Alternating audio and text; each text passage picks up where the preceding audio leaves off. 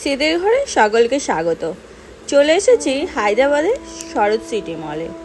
এই শরৎ সিটি মলটি অন্যান্য বড় মলের মধ্যে অন্যতম। এখানে অনেক দোকানের পাশাপাশি একটি হ্যান্ডক্রাফটের দোকান ছিল। আমরা সেই দোকানে চলে এসেছিলাম। বেসিক্যালি আমি এসেছিলাম একটা লবণের পাত্র নেব বলে, কিন্তু দেখলাম এখানে প্রচুর জিনিস আছে। তখন এই কাপগুলো দেখে আমার ছেলের মনে হলো মাদার্স ডেতে আমাকে গিফট দেবে। মা তোমাকে একটা কাপ গিফট দিই, মা তোমাকে একটা কাপ গিফট দিই, বারবার বলতে থাকছে। দেখলাম কাপের প্রাইস 300 টাকা, এমন কিছু বেশি না, কিন্তু আমাদের কলকাতার মতোই।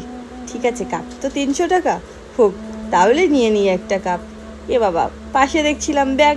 তখন আমার মনে হলো আমার ব্যাগটাও তো নষ্ট হয়ে গেছে, আমি তাহলে একটা ব্যাগ নিই। না না, তোর কাপ দিতে হবে না, তুই আমাকে ব্যাগ দে। এবার ব্যাগের প্রাইস দেখছিলাম, এটাও আমাদের ওই কলকাতার মতোই ছিল আর কি। ব্যাগের প্রাইস ছিল 400 টাকা। পাশে আরও অনেক ব্যাগ ছিল, অনেক স্টোনের আর্টিফিশিয়াল গাছ ছিল, বেশ দেখতে ভাল লাগছিল গাছগুলো। কিন্তু আমার তো রাখার প্লেস নেই, নাহলে আমি একটা নিয়ে নিতাম গাছ। কিন্তু কী নেব আমি সেটাই লাস্ট পর্যন্ত ডিসাইড করতে পারছিলাম না। এখানে অনেক ঠাকুরের মূর্তি ছিল। ঠাকুরের মূর্তিগুলো পুরোটাই পিতলের। কি ভাল লাগছিল ঠাকুরের মূর্তিগুলো। 1000 টাকা, 1200 টাকা, 1500 টাকা, 2000 টাকা, 10,000 টাকা, 15,000 টাকা, এইরকম দাম ছিল ঠাকুরের মূর্তিগুলো। এগুলো দেখে আমি ভেবেছিলাম এগুলো হয়তো শাড়ি, কিন্তু না, দেখলাম শাল। কি সুন্দর রাধাকৃষ্ণর মূর্তি। বাবা, আমার একটা ঠাকুর ঘর হলে এরকম রাধাকৃষ্ণর মূর্তি কিনবো। অ্যাট লাস্ট আসলাম হার দেখতে। এই হারগুলো আমার বেশ ভালো লাগতো অনেক দিন ধরে, কিন্তু পেলাম, কিন্তু দামটা এত বেশি, ভীষণ গায়ে লাগছিল। 500 টাকা একটা, তো আর কিছু টাকা দিলেই ভাবলাম সোনার হয়ে যাবে। তারপরে শুনলাম না না, সোনার দাম তো এখন অনেক, প্রচুর, হবে না সোনা। তাহলে এটাই নেওয়া যাক। ছেলে দেবে বলছে, প্রথম গিফট দেবে আমাকে মাদার্স ডেতে, তাহলে এই একটা হার নিই। কোনটা নেবো এবার ডিসাইড করতে পারছিলাম না। এটা না ওটা, ওটা না সেটা, দেখতেই থাকছি। আবার একটু পরে দেখে নিচ্ছি কেমন লাগছে আমাকে। যা, একটা পরেই গেল নিতে। দোকানে ওরা কিছু আমাকে বলেনি। আমি ভাবছিলাম যদি কিছু বলে, কিছু বললো না।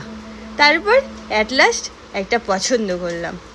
একটু পরে টরে দেখছি কোনটাতে বেশি সুন্দর লাগছে, কোনটাতে কম সুন্দর লাগছে, বুঝতেই পারছি না। একটা পছন্দ হলো, কিন্তু এটা তো বেশ ভালোই লাগছে মনে হলো, কিন্তু এটার পিছনে না কেমন একটা ছিল, গলায় ফুটছিল। তাই জন্যে এটা আর নেবো না। না, এটা নেব না, এটা নেব।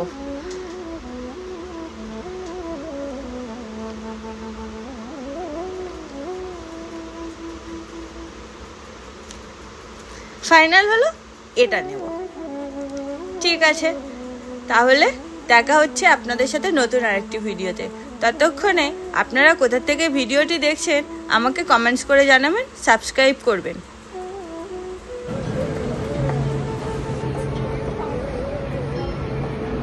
বাহ বাহ, হাতটা কিনেও আমার শান্তি নেই।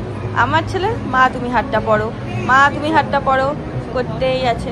হাতটা অ্যাট লাস্ট সে আমাকে পরিয়েই ছাড়বে। তো পরে নিলাম হাতটা।